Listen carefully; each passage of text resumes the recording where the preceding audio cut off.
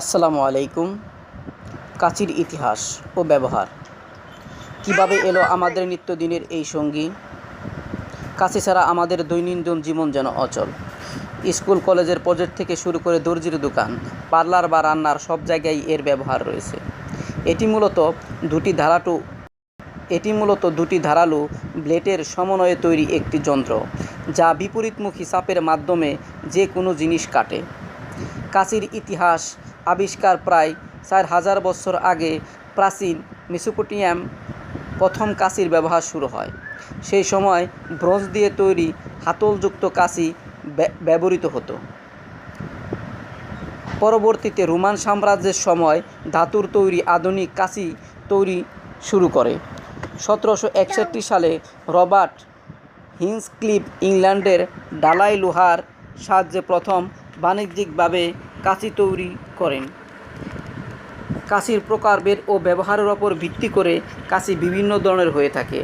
সাধারণ বা পেপার কাঁচি কাগজ কাটার জন্য ব্যবহৃত হয়। টেইলারিং কাঁচি কাপড় কাটার জন্য বিশেষভাবে তৈরি, যা বেশ ভারী ও ধারালো হয়।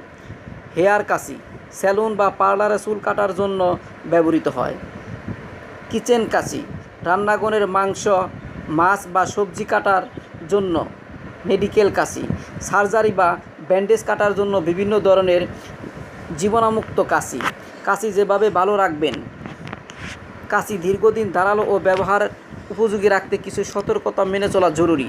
কাগজ বা কাপড় ছাড়া অন্য কোনো শক্ত জিনিস যেমন তার বা প্লাস্টিক কাঁচি দিয়ে কাটা থেকে বিরত থাকুন।